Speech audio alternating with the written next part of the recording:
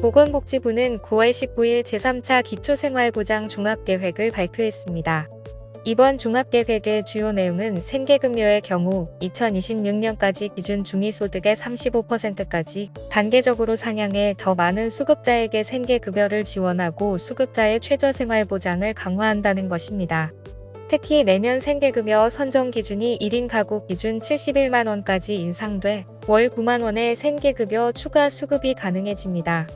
또한 주거급여의 경우 선정 기준을 2024년 기준 중위소득의 47%에서 48%로 상향하고 향후 단계적으로 기준 중위소득의 50%까지 상향할 방침입니다.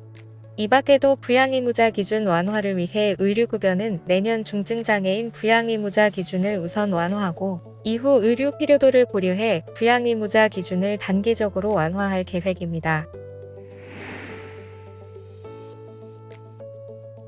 지방자치단체가 소유한 관광단지의 장애인 편의시설을 제대로 갖추지 않은 것은 차별 행위라는 국가인권위원회의 판단이 나왔습니다. 인권위는 전동 휠체어 이용 장애인 A씨가 제기한 진정과 관련해 지자체의 장애인에 대한 편의 제공을 개선하는 계획을 수립하라고 권고했다고 9월 15일 밝혔습니다. 인권위는 문화양육원의 하나인 관광활동은 존엄성 보장을 위한 주요 기본권이라며 정당한 사유 없이 편의를 제공하지 않는 것은 장애인 차별이라고 지적했습니다. 이어 주차장과 전망대 출렁다리 사이 접근로, 장애인 화장실 접근로를 개선하고 체험장 내 시설물에 경사로 안내판을 설치하라고 권고했습니다. 앞서 A씨는 지난해 6월 경남의 한 관광단지에 다녀와서 인권위에 진정을 제기했습니다. 장애인 화장실이 있긴 하지만 문을 닫을 수 없을 정도로 좁고 주요 시설과 체험장에 경사로가 없어 전동 휠체어를 타고 이용하기 어려웠다는 것입니다. 이에 관광단지를 운영하는 지자체 B구는 베리어 프리 인증을 받은 장애인 화장실을 추가로 설치하고 관광 종합 안내소 위치를 바꾸는 등 무장애 관광지를 만들기 위해 노력하고 있다고 해명했습니다. 다만 전통가옥 형태 시설의 미관을 해치거나 임대 매장에 문제를 제기하는 경우 요구를 모두 수용하기는 어렵다고 답했습니다. 하지만 인권위는 사실상 공공시설로 운영되는 관광단지에 대해 비군수가 소유주로서 포괄적인 지도 감독 권한과 책임이 있다. 며 임대 매장에 편의시설을 설치해 달라는 요구를 거부할 정당한 사유가 없다. 고 지적했습니다. 인천시는 돌봄 사각지대 및 갑작스런 돌봄 공백 해소를 위해 긴급 틈새 돌봄 서비스를 9월부터 본격 추진한다고 밝혔습니다.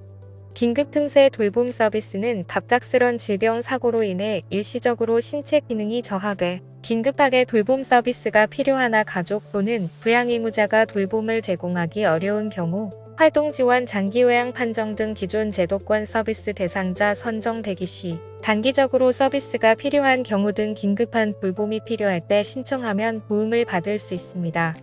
소득 기준이 중위소득 120% 이하이면 본인 부담금 없이도 30일 동안 72시간 무료로 서비스를 받을 수 있습니다. 10월 7일 첫 차부터 인천 지하철과 버스 요금이 각각 150원, 250원 인상됩니다. 섬 주민들의 여객선 운임도 버스 요금과 동일하게 인상됩니다. 이에 따르면 성인의 신용카드 사용 시 인천 지하철 기본 요금은 1,250원에서 1,400원으로 간선형 일반 버스는 1,250원에서 1,500원으로 오르는 셈입니다. 인천 지하철 1, 2 호선과 함께 수도권 지하철 요금은 통합 환승 할인제 적용으로 신용카드 성인 기준 1,250원에서 1,400원으로 10월 7일 일제히 인상되며 거리비례 추가 요금은 인상 없이 현행 유지됩니다. 일반 버스 요금은 신용카드 성인 기준 간선형은 1,250원에서 1,500원, 지선형은 950원에서 1,200원으로 좌석버스 타 시도행은 1,300원에서 1,550원, 영종행은 1,650원에서 1,900원으로 각각 250원 인상됩니다. 한편 인천시는 인천 지하철 버스 요금은 2015년 6월 인상 이후 8년간 동결돼 왔으나 지속적인 물가 상승, 인건비 증가 등으로 일부 요금 현실화는 불가피한 상황이었다고 설명했습니다. 지금까지 장애인생활신문 편집국에서 전해드렸습니다.